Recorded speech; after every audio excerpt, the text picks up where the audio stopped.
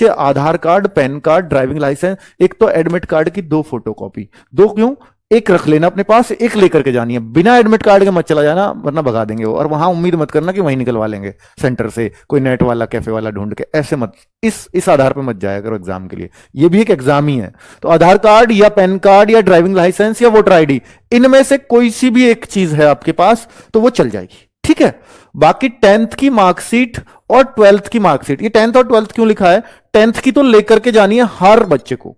अगर आपने अपनी जो हाईएस्ट क्वालिफिकेशन है और आप, मैं ग्रेजुएट हूं भाई, मैं तो ग्रेजुएट ही भरूंगा, तो भैया अगर आपने ग्रेजुएशन भर दी है तो आपको 10th के भी डॉक्यूमेंट लेके जाने हैं, 12th के भी लेके जाने हैं, ग्रेजुएशन के भी लेके जाने हैं।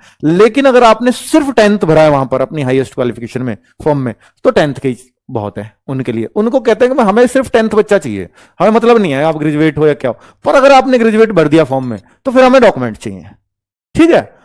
अब दूसरा बच्चे सबसे इंपॉर्टेंट डॉक्यूमेंट, देखिए 10th, अब डॉक्यूमेंट्स क्या होते हैं, 10th का एक सर्टिफिकेट होता है, एक मार्कशीट होती है।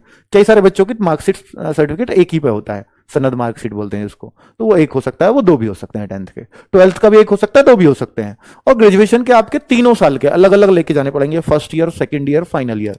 और अगर आपके पास एनसीसी का सर्टिफिकेट है तो वो भी लेकर के जाना है, अभी वो क्लेम होगा। अब कोई बच्चा ऐसा है कि सर मैंने ना ऐसे ही भर दिया था एनसीसी का सी सर्टिफिकेट और मेरे पास है नहीं, या मेरा मिल नहीं रहा, मेरा खो गया, तो भाई आपको बाहर कर देंगे। ऐसा नहीं है फिर आपके उन मार्क्स घटाएंगे या कम करेंगे, नहीं, बाहर हो फिर आप, क्योंकि आपने कुछ कई बच्चों का सिलेक्शन रोक दिया है आपने ऐसे भर के। तो फॉर्म बड़ा इंपॉर्टेंट होता है और उसकी वैल्यू जब डॉक्यूमेंट वेरिफिकेशन कराते हैं तब समझ में आती है। तो मूल निवास डोमिसाइल सर्टिफिकेट, पीआरसी बोलते हैं, जैसे असम वगैरह में इसको पीआरसी बोलते हैं, परमानेंट रेजिडेंस सर्टिफिकेट। तो भाई मूल निवास हो या पीआरसी हो या जो भी कुछ है, आपके अपने इस स्टेट के ही हो आप, क्योंकि स्टेट वाइज कट ऑफ जाती है तो ये डॉक्यूमेंट बहुत जरूरी हो जाता है। तो ये यहीं चेक होगा कि आप किस स्टेट के हो एक्चुअल में, जाति प्रमाण पत्र और ईडब्ल्यूएस, वरना तो कोई भी वेस्ट बंगाल से फॉर्म भर देगा, कोई भी असम से भर देगा। तो भाई, और देखो अगर आप हो मान लो बिहार के या यूपी के और आपने वेस्ट बंगाल से फॉर्म भर दिया या गुजरात से भर दिया या असम से भर दिया, मणिपुर से भर दिया, मेघालय से भर दिया, है ना, अरुणाचल प्रदेश से भर दिया कि इधर की कट ऑफ कम जाती है तो मैं उधर का भर देता हूं, तो भाई अब ना वो भी चालाक हो गया, उनको भी पता चलने लगा है कि ऐसे भी बच्चे आने लगे हैं भर्तियों में। जब वहां गए तो वहां देखा कि भाई आप असम, या भर्ती तो हो गई, शुरू के बैचों में ऐसा हुआ, फिर वो वहां से वापस भेजे गए। ऐसा नहीं है कि वो चल गए वहां, वापस भेजे, फिर नौकरी लगाए। और अब तो वो क्या करने लगे हैं कि जैसे असम की डॉक्यूमेंट वेरिफिकेशन करेंगे तो असम का कोई प्योर व्यक्ति जो डॉक्यूमेंट कर रहा होगा, बिल्कुल उनको बिठा दिया जाएगा और वो असमिया लैंग्वेज में आपसे बात भी करेगा, तो आपको वहीं पकड़ देगा 1 सेकंड में। और ऐसे बच्चों को जेल भी हुई है। तो प्लीज अपनी लाइफ खराब करने ऐसे मत जाना। अगर ऐसे आपने डॉक्यूमेंट्स बनवा के अर्जी फर्जी, और अगर आप वहां जाते भी हो तो आप पकड़े जाओगे, मारे जाओगे, ठीक है। तो आप आगे भी फ्यूचर में भी नहीं बैठ पाओगे, फिर किसी भी एग्जाम में नौकरी भूल जाओ फिर आप। तो ऐसी चीजें मत करना, ठीक है। मैं आपको एक गाइड होने के नाते इतनी सलाह दे सकता हूं बच्चों।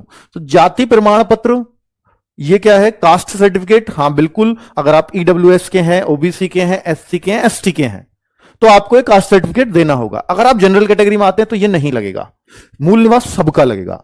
सेल्फ अटेस्ट ऑल डॉक्यूमेंट्स, हाँ सेल्फ अटेस्टेड चाहिए सभी डॉक्यूमेंट्स, यानी जितने भी डॉक्यूमेंट्स हैं आपके, आधार कार्ड हुआ या पैन कार्ड, जो भी आप ले जा रहे हो, 10th के सारे डॉक्यूमेंट्स, मूल निवास, जाति प्रमाण पत्र, ये जो भी हैं, इनकी सबका एक सेट और बनाना, ओरिजिनल भी ले जाने हैं, एक सेट और लेकर के जाना है, उस सेट को सेल्फ अटेस्ट करना है, किसी और से टेस्ट नहीं करवाना, अपने ही साइन मारने हैं उसमें। सेल्फ अटेस्ट क्या होता है, अपने साइन कर देना हर डॉक्यूमेंट्स में नीचे।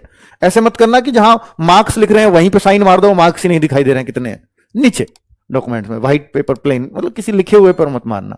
तो 4 पासपोर्ट साइज फोटोज, तो 4 पासपोर्ट साइज फोटो, ये लिखा नहीं है हालांकि, पर ये जरूरत पड़ जाती है कई बार, तो इनको लेकर के जाना। 2 photocopy sets of all document, 2 लिख दिए मैंने, पर एक ही मांगी है, ओरिजिनल प्लस एक और, ठीक है। 2 एक अपना डॉक्यूमेंट्स की रख लो यार, जरूरत पड़ जाती है कभी भी।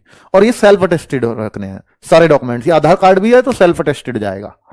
बाएं हाथ का अंगूठा साफ रखें, ये उन्होंने बोला है कि जब आपका बाएं हाथ का अंगूठा लिया जाएगा ना तो पता लगती है कि यार बहुत गंदा हो रहा है, अब आपको धुलाने के लिए भेज रहे हैं, स्प्रिट ले रहे हैं, तो वो थोड़ा साफ रखना, वो लिए जाएगा वहां पे, ठीक है। और जब बाएं हाथ का बहुत मतलब दिक्कत में होता है तो शायद वो दाएं का भी मांग लेते हैं कई बार। तो एनसीसी सर्टिफिकेट, एनसीसी का सर्टिफिकेट अगर किसी ने भरा है फॉर्म में तो उनसे ही मांगा जाएगा, बाकी कोई जरूरत नहीं है, कोई आवश्यकता नहीं है। तो भाई ये मैंने एक ब्रीफ में लिख दिए ताकि सब बच्चा इसका स्क्रीनशॉट ले लें और क्या